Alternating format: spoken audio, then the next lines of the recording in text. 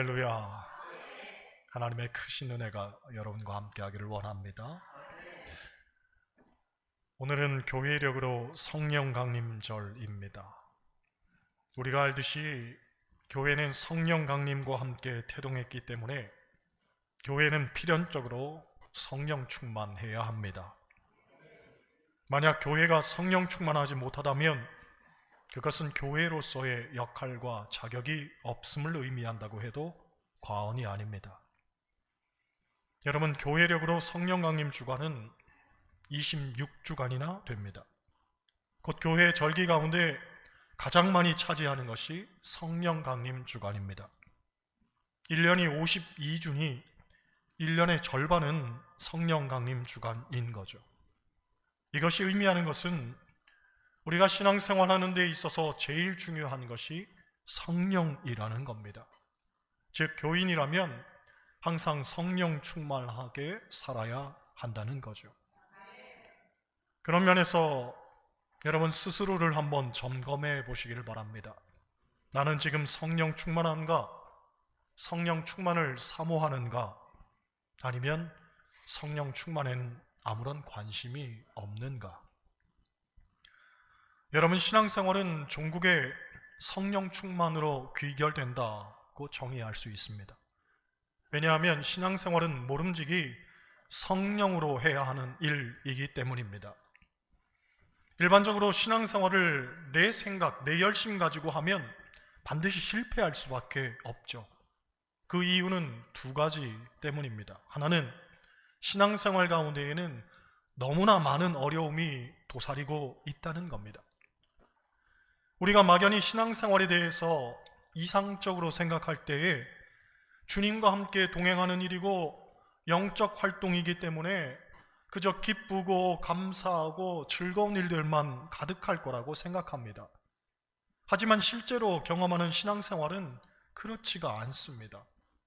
왜냐하면 앞서 말한 것처럼 신앙생활은 영적 활동이기 때문에 그것을 방해하는 사단 마귀의 시험들도 아주 집요합니다.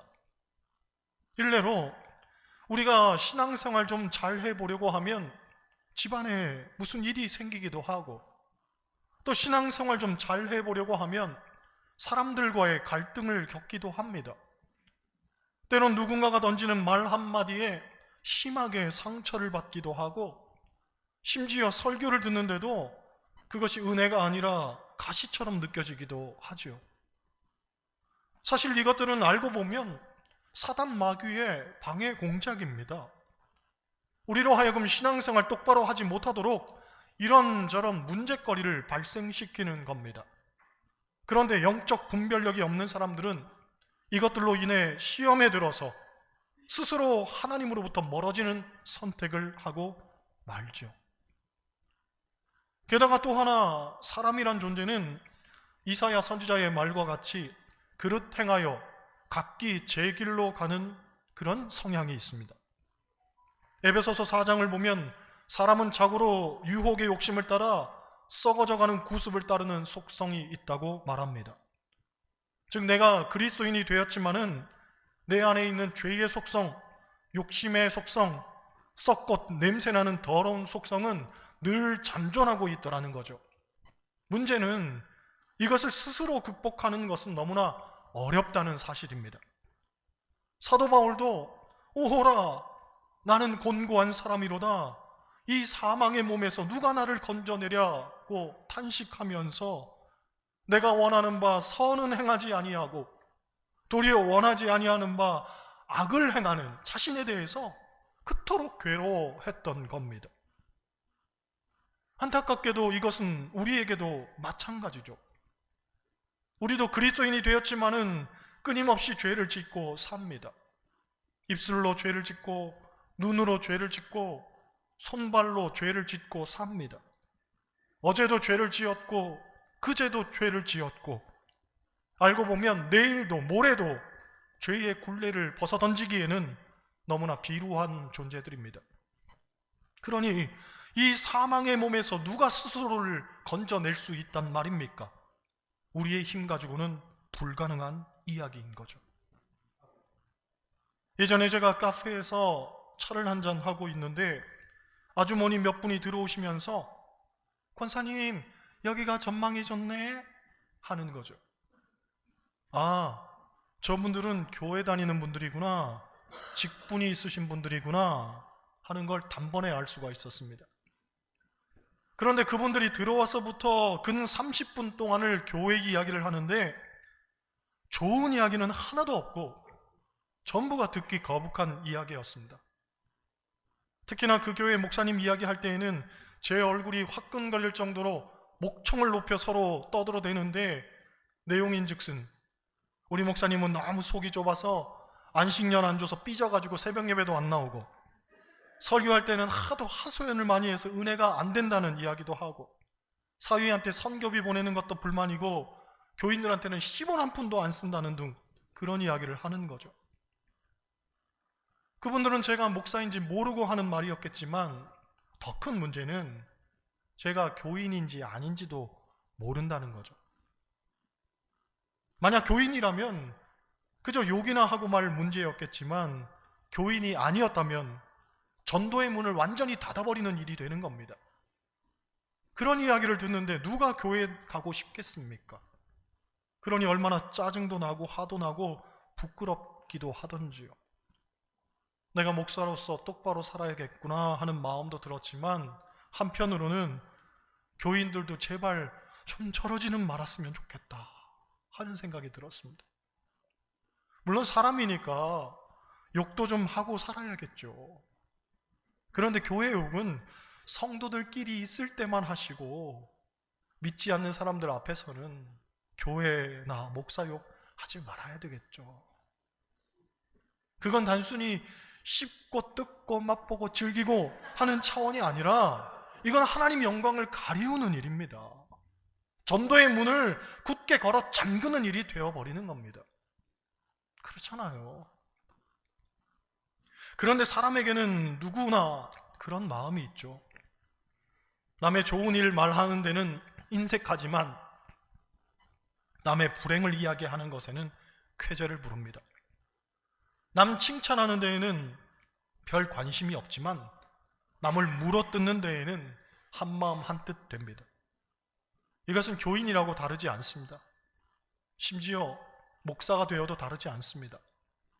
남의 교회가 잘 된다는데 은근히 내 배가 아픈 걸 보면 목사 심보도 그리 좋지 못합니다. 그런데 이런 더러운 내면의 인격은 사람이 마음을 고쳐먹는다고 달라지는 것 아닙니다. 그렇기 때문에 내 힘으로는 어찌할 수 없는 어떤 외부적인 강력한 힘이 우리를 지배해야 하는데 그것이 바로 성령인 거죠. 성경에서 성령은 힘, 불, 능력 등으로 상징이 되는데 성령의 능력을 말할 때의 능력은 헬라어로 두나미스라고 합니다. 이 말에서부터 파생된 영어가 다이너마이트입니다. 즉 성령의 능력은 다이너마이트처럼 엄청나게 폭발하는 힘이 있다는 거죠.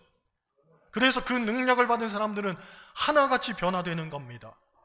즉 내 힘으로 살던 이들이 성령의 힘으로 살게 되면서 그들의 인격이 변하고 그들의 태도가 변하고 그들의 입술이 변하고 그들의 삶이 변합니다. 도무지 변하지 않을 것 같은 사람들도 다 변하죠. 그러니 우리가 성령을 받아야 하지 않겠습니까? 오늘 본문은 사도행전입니다.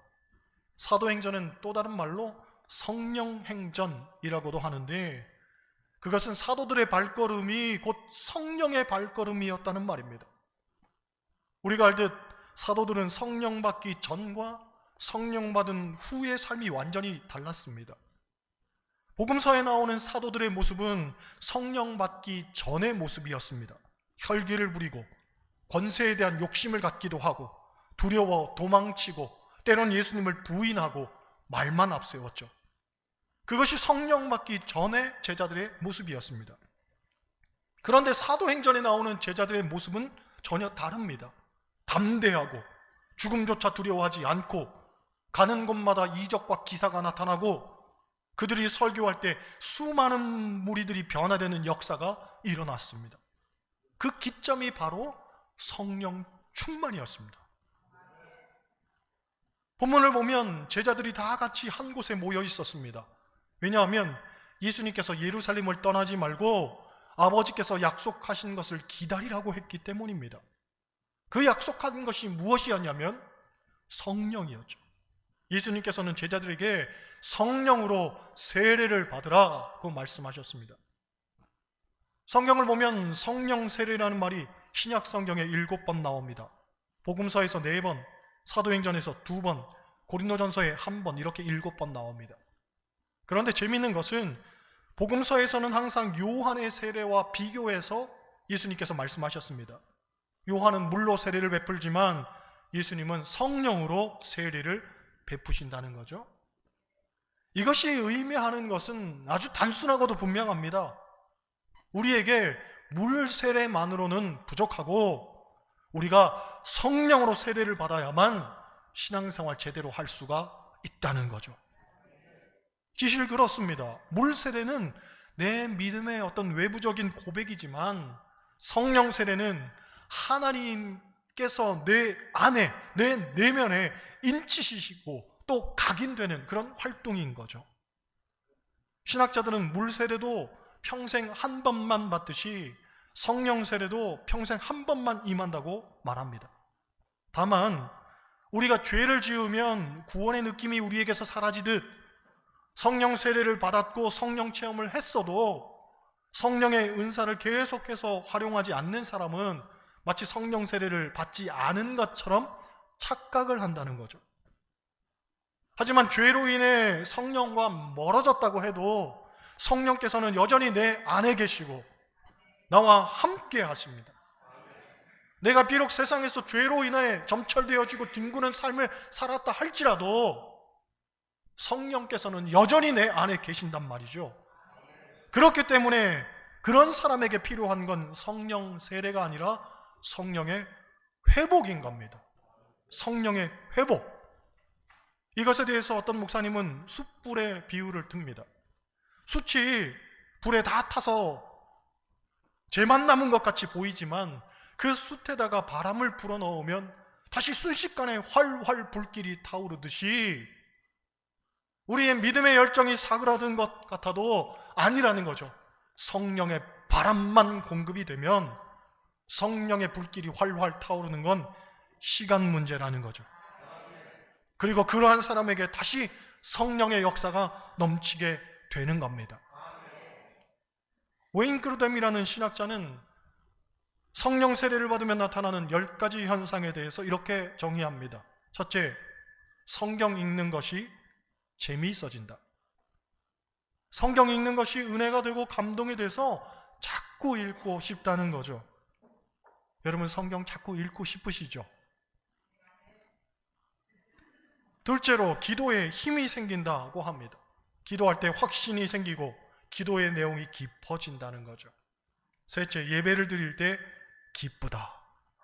여러분 기쁘십니까? 표정은 별로. 넷째, 하나님의 임재를 경험한다고 합니다. 교회에서만 경험하는 게 아니라 세상에서도, 직장에서도, 길을 걷다가도, 운전을 하다가도 하나님의 늘 나와 함께 하심을 깊이 느끼는 거죠. 다섯째, 불평이 없어지고 감사가 생긴다고 합니다. 매사를 불평으로 연결하는 사람은 성령 받지 못한 사람입니다. 불평할 상황에서도 그 불평을 믿음으로 승화시키고 감사로 연결시킬 줄 아는 사람이 진짜로 성령 받은 사람인 거죠. 여섯째, 용서할 수 없는 사람을 용서하게 된다고 합니다. 여러분, 용서는 사람의 힘으로 할 수 있는 게 아닙니다. 성령께서 하셔야 됩니다.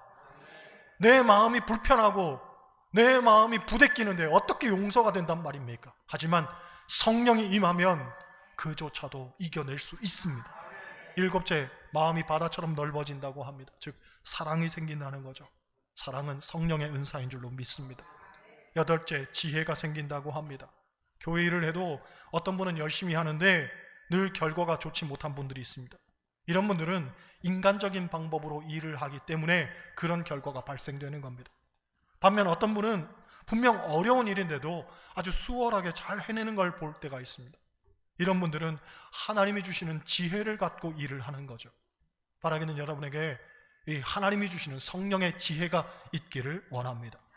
아홉째, 영적 은사들을 경험하게 된다고 합니다. 방언을 하고 신유의 능력이 생기고 기적이 나타난다는 거죠. 참고로 방언의 유익에 대해서 몇 가지 말씀드리면, 첫째, 방언은 성령께서 나의 필요를 빠짐없이 기도해 주는 일입니다. 로마서 8장 26절을 보면 이런 말씀이 있습니다. 이와 같이 성령께서 우리의 연약함을 도우시나니 우리는 마땅히 기도할 바를 알지 못하나 오직 성령이 말할 수 없는 탄식으로 우리를 위하여 친히 간구하시느니라. 우리는 마땅히 기도할 바를 알지 못한다고 합니다. 우리에게 정말 필요한 것이 무엇인지, 지금 하나님 앞에 우리가 기도해야 할 내용이 무엇인지 우리는 제대로 모릅니다. 그래서 성령께서 우리를 도와주셔야 됩니다. 정확하게, 우리의 삶을 정확하게 하나님 앞에 고백할 수 있도록 성령께서 우리의 입술을 열어주셔야 되는 거죠. 그게 바로 방언입니다. 둘째, 영으로 비밀을 말하기 때문에 방언이 필요합니다. 고린도전서 14장 2절을 보면 이런 말씀이 있습니다. 방언을 말하는 자는 사람에게 하지 아니하고 하나님께 하나니 이는 알아듣는 자가 없고 영으로 비밀을 말함이라. 이 말씀의 뜻을 쉽게 표현하면 이런 얘기입니다. 일반적으로 우리가 기도할 때에 우리가 고백하는 내용을 내가 압니다. 만약 옆 사람이 듣는다면 옆 사람도 알게 될 겁니다. 그런데 정말 큰 문제는 그 기도를 사단 마귀가 듣는다면 사단 마귀도 알게 됩니다. 그러면 우리의 기도가 이루어지지 못하게 사단 마귀가 자꾸 방해를 할 겁니다. 그렇기 때문에 방언이 필요하다는 거죠. 우리가 방언으로 기도하면 내가 무슨 기도를 하는지 내가 모릅니다. 옆 사람이 들어도 옆 사람 모릅니다. 중요한 건 사단 마귀가 들어도 사단도 모릅니다. 영으로 비밀을 말하기 때문에 하나님만 아시지 아무도 모르는 겁니다. 그래서 우리의 기도가 하나님 앞에 온전히 상달될 수 있도록 하는 것이 방언인 거죠. 셋째, 고린도전서 14장 4절을 보면 방언을 말하는 자는 자기의 덕을 세운다고 했습니다. 왜 덕을 세우냐면 방언을 하게 되면 일단 영적 세계가 있다는 걸 알게 되고 또한 하나님이 나를 사랑하신다는 것이 아주 강하게 느껴집니다. 더불어 하나님이 나를 통해 일하기 원하신다는 것도 알게 되고 그래서 하나님께 감사하며 나를 온전히 내어드리게 됩니다. 그러므로 방언을 말하는 사람은 삶의 태도가 다른 거죠. 신앙적으로 완연히 성숙한 사람이 되어서 덕을 세우며 사는 겁니다. 고린도전서 14장 5절을 보면 사도 바울은 말하기를 나는 너희가 다 방언 말하기를 원한다고 했습니다. 왜 너희가 다 방언 말하기를 원한다고 했겠습니까? 그만큼 좋으니까 그런 겁니다. 신령한 영적 세계를 경험하는 관문과도 같은 것이 방언입니다. 여러분, 저도 여러분이 다 방언 말하기를 원합니다. 방언 받는 것은 어려운 일 아닙니다. 정말 사모함을 갖고 간절히 기도하면 누구나 받을 수 있습니다. 여러분 모두 기도의 자리로 나오시길 바랍니다. 할렐루야. 오인 그리스도님이 말하는 10번째는 능력의 사람이 된다는 겁니다. 성경을 보면 성령의 능력을 크게 5가지로 규정합니다. 첫째, 치유의 능력입니다. 마태복음 12장을 보면 예수님께서 말씀하시기를 내가 하나님의 성령을 힘입어 귀신을 쫓아내는 것이라고 했습니다.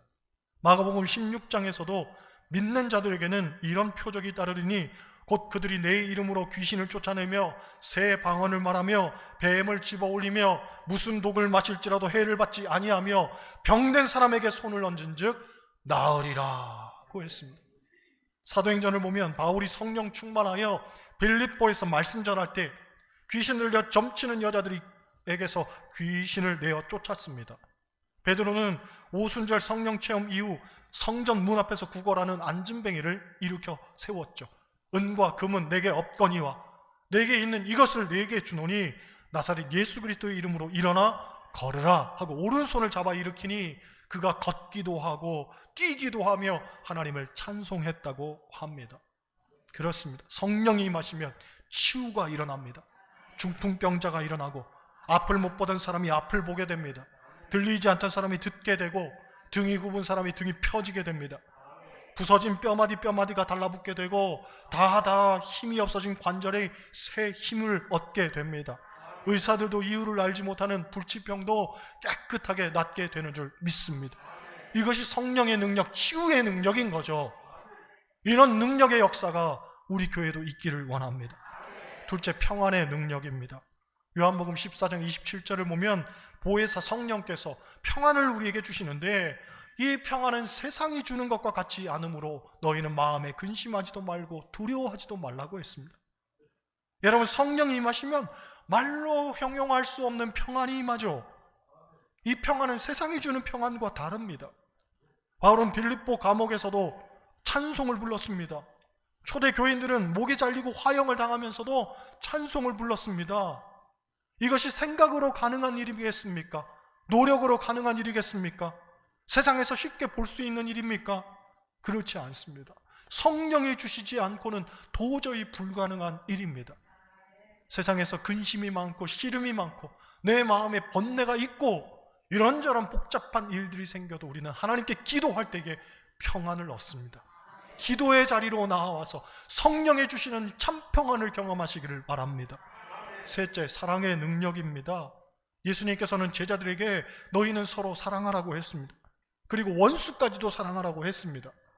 그런데 여러분, 사랑은 쉽지 않습니다. 가까운 이웃조차 사랑하지 못하는데 원수를 어떻게 사랑하겠습니까? 가까운 형제 자매와 불화하며 사는데 어떻게 원수를 사랑하겠습니까?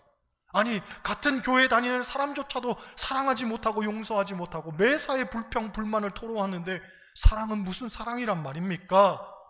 하지만 성령이 우리에게 임하시면 원수까지도 사랑할 수 있는 능력이 생깁니다. 사랑할 수 있습니다. 사랑할 수 있습니다. 그 일을 위해서 하나님은 우리를 부르신 겁니다. 세상 사람들은 원수를 사랑하지 못합니다. 자기가 미워하는 사람은 끝끝내 미워합니다.